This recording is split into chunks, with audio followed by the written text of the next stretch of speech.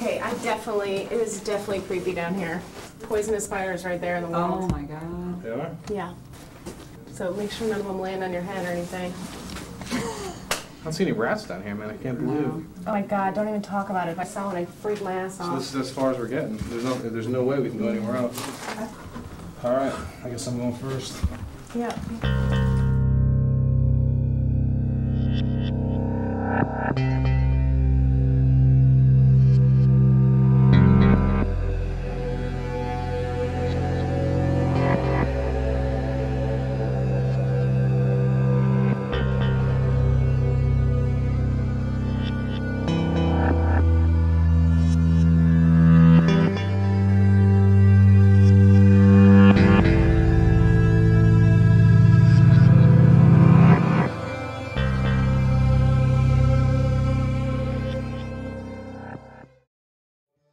I think that's the way it's been ever since they started tourism. They talked the pretty story and tried to paint Savannah a Gone with the Wind charming place, but the African American history was never strongly portrayed in that. You fix up the fancy houses and you don't show us how the poor person lived. You tear that down and you erase it. For whatever reason in Savannah, people don't like to talk about race relations, and people don't like to talk about the fact that the city still tends to be fairly segregated, and people don't want to talk about slavery, and there are no monuments. Well, there's one monument to slavery, but there aren't enough monuments to slavery considering how many things happened. And I think that people don't really talk about the history of Savannah and that because it's negative, and here in the South we like to focus on the positive.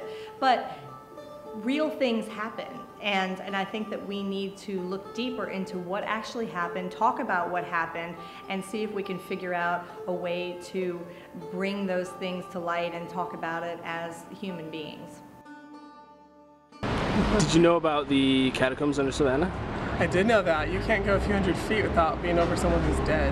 Believe it or not, I just recently heard about it. Like, you guys are probably the second people to ask me about that. I think they're probably exaggerating and changing a few facts. The area of downtown has barrel vaulting that was part of a drainage system that was started in the 1840s and 1850s.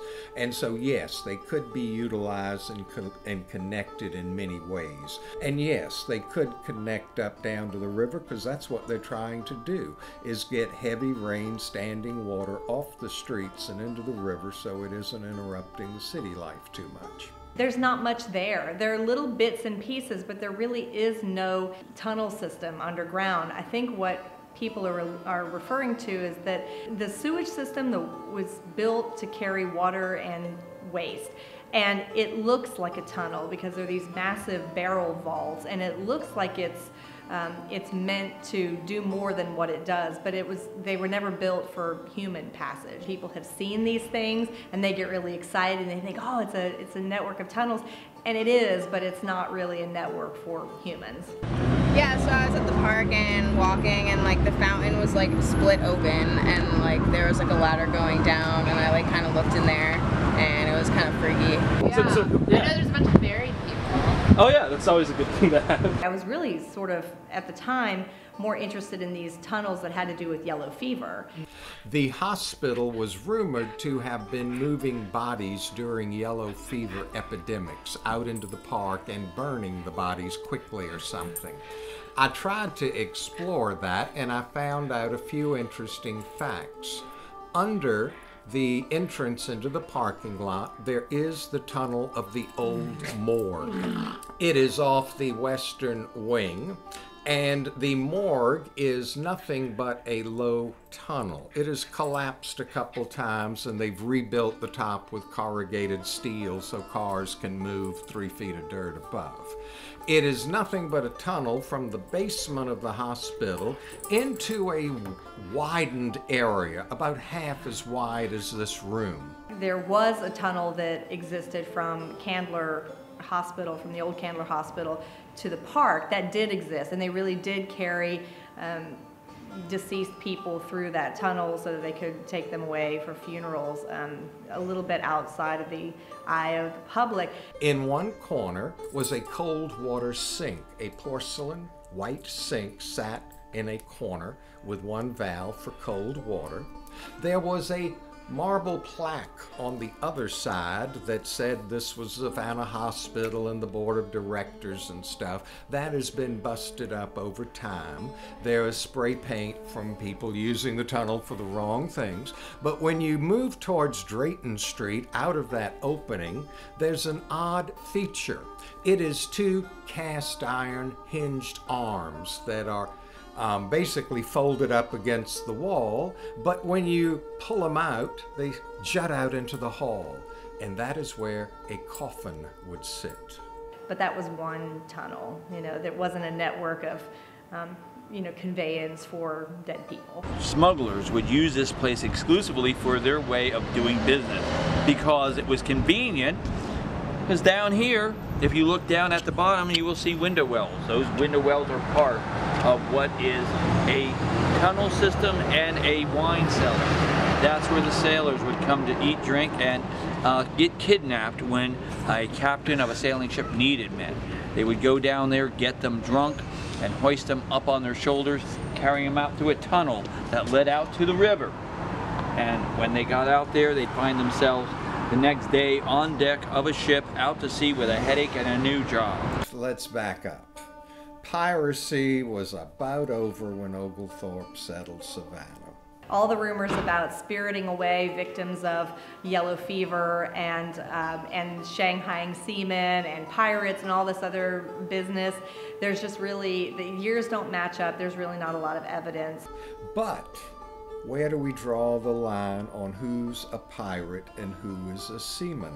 So when the United States is at war with France, they would tell U.S. shipping boats, if you put cannons on your boats, you can attack any French ship that you think you can take and own its cargo legal. And we're giving you a letter of marque that says you can legally do that for our government. So when French ships would come into Savannah, and you'd realize a lot of those crews might have been part of a taking of your vessel, we'll see the local merchants don't like the Frenchmen and the privateers at all. We were down at the First Baptist Church, and Yeah. it was at a underground railroad station, kept the runaway slaves under the floorboards of the church. You talk to one person and then that person leads you to someone else. And I was under deadline, so I couldn't verify everything, and I couldn't get any further with like the First African Baptist Church. I really wanted to get under there. There's clearly something there, because why else would there be those air holes? First African Baptist Church. It'd be very interesting to see what is the access tunnel. How do you get under there? Has anyone done any archaeology or documenting any remnants that might be left? This is actually the oldest African American continuing congregation in North America today. And this church was built in 1859. The holes in the floor were used for air ventilation vents for the runaway slaves to breathe that hid underneath the underground level. So that underground level there actually led out to the Savannah River, where slaves would crawl to escape for their freedom. So basically up until where River Street is now today. So maybe that's true that nothing exists, or maybe it's just that they don't want to talk about it anymore because it's been a rumor for so long, and they didn't want me, rooting around in their crawl spaces. The other part of the story is slaves built the church. Slaves built it for slaves, so there was no authority figures involved in the slave world. Because they want to go back.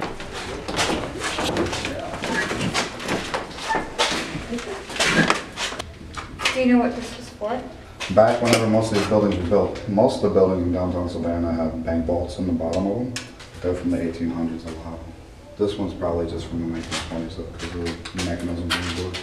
But they kept money in the building as opposed to going to the bank like most of us do now. Like we'll make weekly deposits or bi-weekly deposits, but used to they'd make monthly deposits, so they'd store cash. Okay, do you want to go in there? Do I want to? because it's kind of hard to, yeah. Well, you don't have to see us. You can see the interior.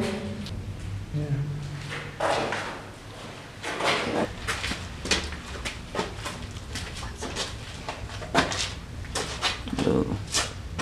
I'm guessing. You have to watch your head. Remember to watch for the bar. Yeah. Society. Careful of your head. Keep going. Keep going. It's all like collapsing in through there because it's so old. Because it's so It goes up into the courtyard. Sorry. There's like a courtyard area that's blocked off from my store area. This back end around that corner.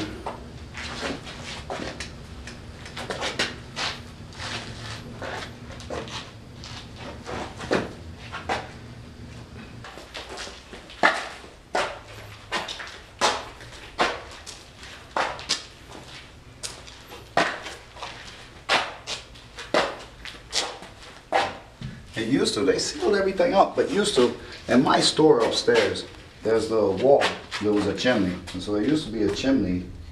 They used to say that this was the hospital during the one major yellow fever outbreak. Most of the people during the main yellow fever outbreak were cremated in the basement of the hospital. And they say that this was the main part of the hospital and the rest of the block was quarantined to keep the dead bodies because it was so bad. I really thought I would find more. I really thought, I wanted to believe that there's this massive network of tunnels for human transportation, you know, like the X-Files, I want to believe, but as far as I could tell from my research, it just didn't, there's just not what I thought was there is there.